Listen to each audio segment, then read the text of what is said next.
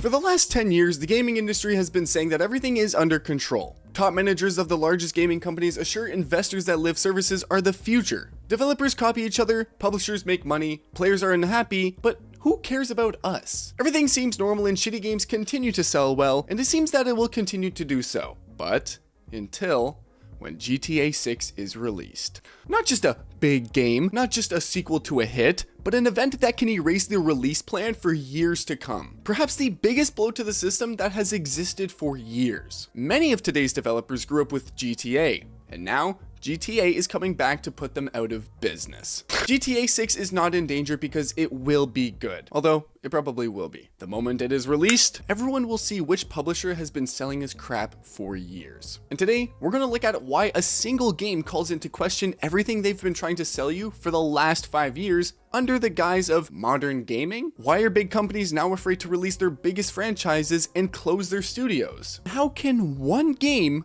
bury an entire industry? I'm a big fan of the GTA series, and I'm sure you are too. But this video won't be about what the next installment will be. Cool and breakthrough, that's obvious. I'm making this video with a cool head to understand what will happen after its release. Everything you loved about the gaming industry, or hated, is about to get a shovel right to the face. How much longer can you feed players with services, microtransactions, and remasters of remasters? Players don't believe anymore. Studios don't listen anymore. At the time, Rockstar was always a specific studio. They made jokes about all of the taboo topics and didn't try to be convenient for the gaming press. While Ubisoft and EA were hiring consultants to avoid offending any of the thousands of genders, Rockstar was releasing a game where you can steal a car, run over a prostitute with it, and take her money. What? And the irony here is that this approach is what made them billionaires. The last new Grand Theft Auto was released in September 2013, and it immediately became one of the biggest entertainment launch in history. GTA 5 accounted for 50% of all gaming revenues in the US that month. In the UK, for example, GTA 5 accounted for 89% of all games sold within a week of its release. Although given that the next installment of the game may raise $1 billion in pre-orders alone, that already high bar set by GTA 5 may turn out to be insignificant. But in the 12 years since GTA 5 has released, player behavior has changed significantly. Just because GTA 5 took over 90% of the market when it launched in 2013 doesn't mean that GTA 6 will take the same share in 2025. The industry has changed. There are many big competitors who have a fairly large fan base of people who have no taste but have a lot of free time to waste in live services. And what makes us think that Rockstar will play by the old rules at all? Over the past 12 years, they have learned how to make money without a plot. GTA Online has quietly earned more than $6 billion and has become one of the most profitable online games in history. GTA Online was not even planned as a full-fledged project. The community created the RP servers themselves, and it was the first game where players spent more time creating their own content than developers did on official content. Rockstar gave players freedom, and it made them billions. The industry saw this, but learned nothing. A similar situation happened with Red Dead Redemption 2 in 2018. It was a huge single-player hit, bringing in $725 million in just 3 days. And when Rockstar released Red Dead Online, everyone was expecting a repeat of GTA Online's success, but it didn't happen. And not because the game was bad, it's just that the industry had already copied the GTA Online formula, shoving it in every game. But players were tired and didn't care. And here we come to the main point. Rockstar has always been able to feel the moment. They release games not because they need to show a profit to shareholders every year, but when they really need to. GTA 6 comes at a time of the biggest crisis in the industry in the last 20 years, when EA and Activision are laying off workers en masse, and Ubisoft is canceling many projects. Of course, it's silly to say that Rockstar purposely didn't release the next installment of their most profitable game for 20 years because they were waiting until the industry was really short of good story games. But it really happened. Right now, it's the perfect time to have a really good, big, single-player game. And even if GTA 6 is worse than the previous installments, it will make a lot of damn money because the audience needs it. And if GTA 6 really becomes a success, and it will, then publishers will no longer be able to hide their incompetence behind the words, "The market has changed." Then it will become clear that it was not the players who changed, but instead the publishers who have forgotten how to make good games. And it's not even just about story campaigns or offline content, which big studios have buried under a pile of battle packs and microtransactions. According to Newzoo, more than 60% of the gaming industry's revenue in 2024 will come from online games. And while modern teenagers are watching streamers open new cases and then quietly steal money from their parents' credit cards to get a new cringe skin, Rockstar is preparing to do something much more radical. Because the fact is that GTA 6 will not only return the focus to story-driven single-player games, but will also put the entire current gaming economy in an extremely uncomfortable light. And now I am saying that after the release of the new GTA, the audience will ask a very logical question to the other studios that make AAA games. Do they really have to cost $70? If they look several times worse in a game that costs the same? And for Rockstar, it will be a great opportunity to completely rethink pricing in the gaming industry. You've probably heard many times that GTA 6 will most likely cost $100, which I think is actually fair enough. But what if I told you that the basic version of this game might even be more expensive? Yes, the $100 price tag might actually be an understatement. We recently saw that the new Nintendo Switch 2 exclusive Mario Kart World will cost $80. Which is actually $78 more than it should be. To justify such an inflated price for a cartoon racing game that looks almost exactly the same as it did 20 years ago, Nintendo representative Bill Trinen said that we'll look at varying prices and things like that for software based on just how robust the experience is. And if you think about it logically, if publishers don't hesitate to ask for such money for arcade racing, then a release like GTA 6 will probably cost much more. And it will. Recently, Take-Two CEO Strauss Zelnick discussed the idea of pricing and seemed to hint that an inevitable price increase was on the way when he said, "Look, there's more content constantly being made available, and we really aim to deliver great value at any given time." And to be honest, I don't really understand what the fuck he was trying to say with that pompous line.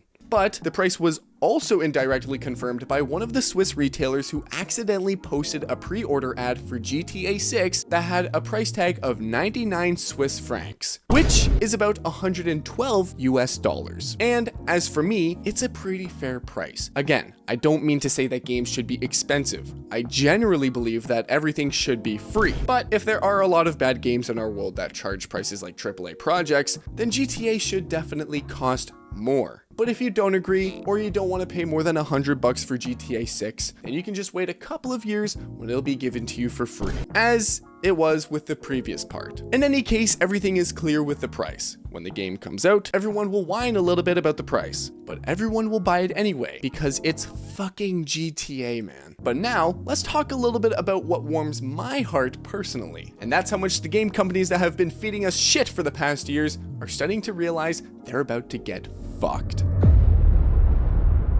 Every publisher wants to release their games in a certain period, usually in the fall, but sometimes plans have to be revised, especially with a big competitor. EA knows this well and is ready to delay the next Battlefield, which its CEO, Andrew Wilson, calls the biggest Battlefield we've ever made. However, even self-masturbating on its own product won't change the fact that the next Battlefield is likely to be as mediocre and uninteresting as the last few. So, the EA boss recently said that, "I do believe that this year might be a nuanced year in terms of competition," and we know exactly what he means. Despite the fact that EA has already invested more than ever in this Battlefield, they are still very afraid of competition from GTA 6. And this is even though they are completely different games in different genres and with different potential audiences. And this suggests that game publishers, regardless of what product they make, are still afraid of Rockstar's release. And as I previously wrote from Bloomberg, all publishers are waiting for exact dates, so you won't hear about the launch of many other games until Rockstar announces the time.